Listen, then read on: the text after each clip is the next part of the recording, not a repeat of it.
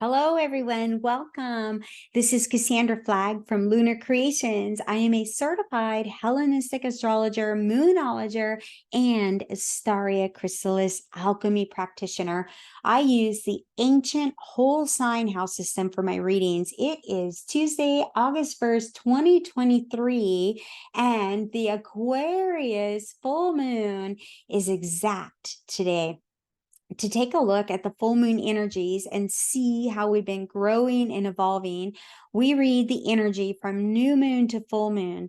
The change of energy we go through collectively during a new moon and a full moon is active 2 weeks before and 2 weeks after the moon cycle. Now, in ancient astrology, the planets were called grahas because their energy grabbed you. The planets are archetypes. You can be grabbed by their archetypal energy. We are going to take a look at that now, starting by going back to the new moon that happened on July 17th, where we had the new moon in Cancer opposing Pluto in Capricorn at 29 degrees. This is where our loyalties are being tested and changed. In Capricorn, it's about our work, our foundation, our long-term goals and plans, setting boundaries and limitations. In Cancer, it's about our home, our family, our roots, our real estate. With Pluto at 29 degrees, this is an anaretic ending degree. This is where in the axis of Capricorn and Cancer, wherever this energy is for you and your chart, the energy is going through a rebirthing and a renewing cycle.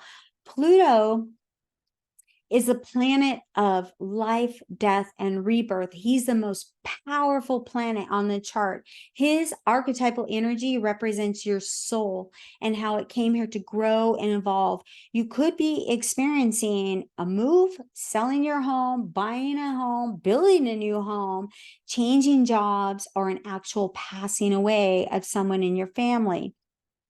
Then on July 20th, we have the sun in Cancer trine Neptune in Pisces with an opposition to Mars in Virgo opposite Saturn in Pisces. This is where the energy felt like a pressure cooker with frustrations, limitations, discipline, hard boundaries versus fluidity. This could have been a very emotional time for you to do with family karma. It could also have been very healing and bonding as well. Then on July 21st, we had the sun in Cancer at 29 degrees with an exact opposition of Pluto in Capricorn at 29 degrees. The sun represents our ego, our yang energy. When you have an opposition between the sun and Pluto, your ego, and Pluto, your soul, this is fire energy. Dynamic change occurs. This is paternal karmic energy with themes of death of the ego, light versus dark, heroic struggles, death and rebirth, power and emotional depth. Then on July 22nd, we have Venus retrograde in the sign of Leo. Now, this transit only happens once every 8 years. So if you think back to 2015, this is when we last had this transit, and the energy that you were experiencing then has now grown and evolved to a new energy that we're working with. So every 8 years, you're going to have this cycle. When Venus retrogrades in the sign of Leo, you are being called to listen to your inner child, your muse, what lights you up from the inside out, what brings you joy and puts a spring in your step. Venus is you. She represents what you value, what you will spend your money on, what brings you comfort and joy, and your relationships. When a planet is in retrograde, its energy changes. The energy is no longer active externally. It's active on the inside. It's asking you internally, how do you want to grow and evolve? What do you value? What do you want to spend your money on? What brings you comfort and joy in your relationships? When Venus is retrograde, it will bring energy back from the past. You'll experience old relationships coming back into your life. Venus will bring energy into your life that you value for renewal, re-energizing, and reinvigoration. You could be experiencing a reconnection with girlfriends, sisters, and old lover from the past. Venus represents your car and money. You could be upgrading your car, getting a new one, or getting it repaired. In the sign of Leo, you could be spending money on flashy, shiny, sparkly things, fashionable clothes, jewelry, crystals, or even artwork like a tattoo.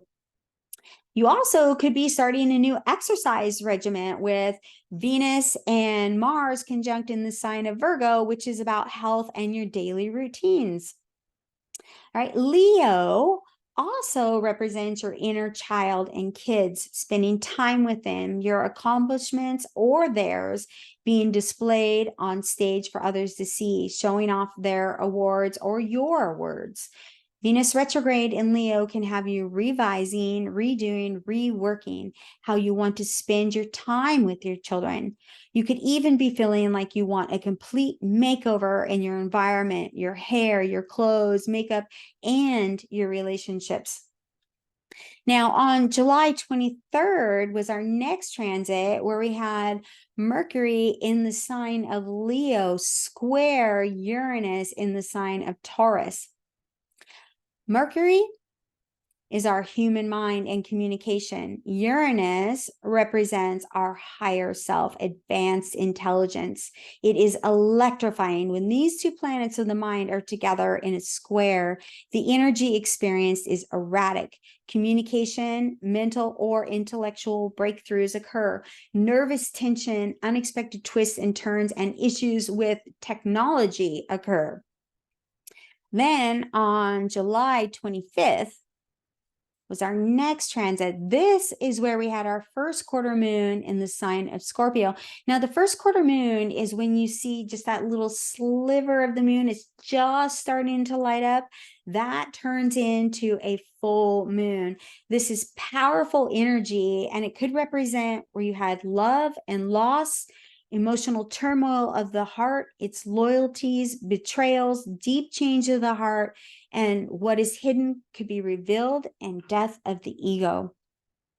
Now, on the 27th was our next transit, and this is where we had Mercury conjunct Venus right here at 28 degrees in the sign of Leo. This is fun energy. Mercury is, I'm going to the marketplace, communicating with others, and short trips. Conjunct Venus, that means side by side in Leo, can bring artistic, joyous, celebratory energy that's charming, communicative, flirtatious, proud, dramatic, and loud. So now, after we've gone through all of these transits in the last 2 weeks from the new moon to the full moon, the questions through this cycle that you should have been asking yourself are, what are the gifts I was given from my family of origin? And what are the general wounds I am here to heal? What are my relationships asking for change? How can I open my heart more deeply?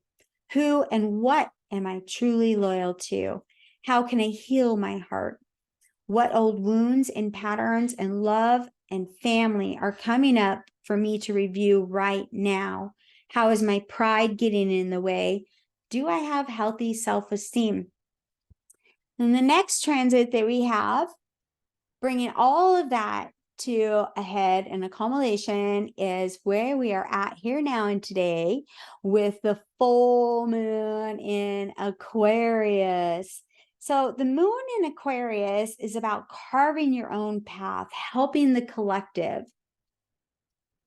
The collective versus your personal needs or desires, the relaxing of the rigid mind, serious communication, boundaries and flow, loyalties, ideals, adaptability, and working with persistence through obstacles or challenges, problem solving and balancing of the needs within groups or in key relationships.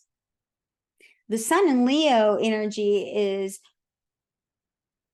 wounded pride, a transformation of the ego, logical professional trajectories or concerns versus what are my own individual creative pursuits, groups, or communities that are coming up, which can be a theme for Aquarius. Leo is ruled by the sun and direction to the heart.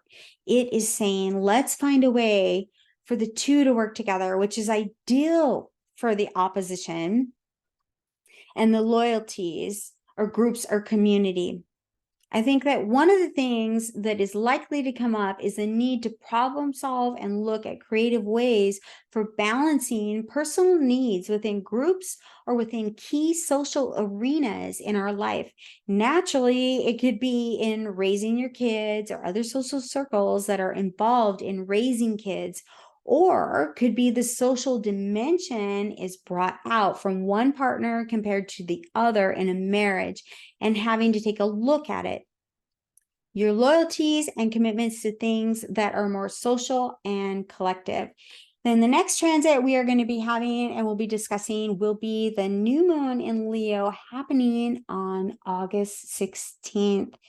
Thank you, everybody, for your patience and understanding as I deal with computer technology. And I'm just so grateful that I could share this information and get it out to you. And I really want to encourage you to, work with this energy, this fire portal of energy that we're in, that this is the highly karmic time where change happens in our life, and know that it is for your highest and greatest good, and for the growth of where you're going in the future, your soul growth, and where you really want to go. It really is beautiful, magnificent energy that we can manifest through.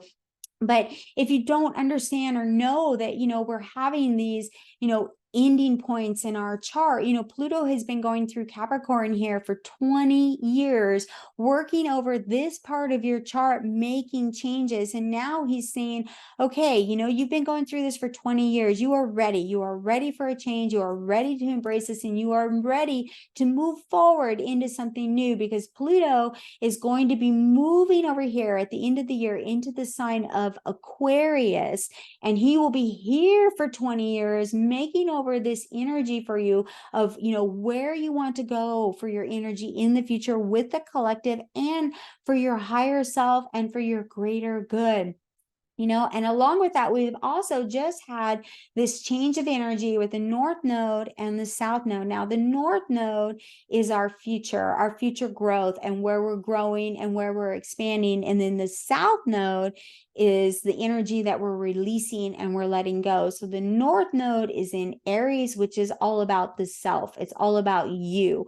What do you want? What do you want to achieve? Where do you want to grow? Where do you want to go? And then the South Node is in the house of our relationships, and the South Node is about releasing energy. So what energy in your relationships do you want to release? Do you want to let go that it no longer serves you? It does not make you happy and does not bring you abundance. This is a highly karmic axis here that we are in for the next 18 months, almost 2 years. This energy is going to be about you and fast moving fire energy. This is where, you want to exercise, you want to be competitive, you want to go for it, you want to get awards and achievements, and it's highly creative energy. Actually, Aries is the creative inventor sign of the zodiac. So it's very well likely that a brand new invention could be created in the sign of Aries, wherever that is at for you. And then Libra is a sign of our relationships, and it is ruled by Venus, who is retrograde right now in the sign of Leo, which is ruled by the sun, and that's our inner child, our inner muse. So we really are questioning what brings us joy and happiness, and what is not working in my relationship that I need to leave and let go of. And again, this will be for the next 18 months. And so This is where people will they'll either be getting married or they'll be getting divorced. And this is also the access that the relationships that come into your life are highly karmic. You will be having people coming and going from your life to bring in new energy and release the old energy from the past so you can heal and move forward. And then I do want to mention today that not only do we have the full moon, but this is what is also known as Lammas, a cross-quarter holiday, where they celebrated back in the day with a fire festival, and they celebrated harvest season. It's the middle of the harvest season. So you want to celebrate everything that you have been through and what in your life you are harvesting right now and what energy you're calling in. Light a candle and sit down and write a letter to yourself. What energy would you like to call in for your future self? Because it can manifest right now. All right, I'm going to hop off of here because I really want to get the crystals and the herb video out to you. And again, thank you so much for your patience and waiting. And I'm so grateful for all of you and all my new followers and all my new likes. And I promise I will get this video out to you sooner in the future. I've just got to get over this learning curve right now for technology. So thank you again so much. And I enjoyed my time immensely with you. And thank you for everybody that has contacted me. I'm so very grateful. All right. Happy full moon, everybody. And be sure to set out any moon water that you want to drink, because when you drink, you set out the moon water or the water in the energies of the moon and drink that, then you are actively getting the energies of the moon in your body and opening up your intuition. All right, so I'm actually going to sign off now, download this and get it to you. Thank you, thank you, thank you so much. Bye, everybody.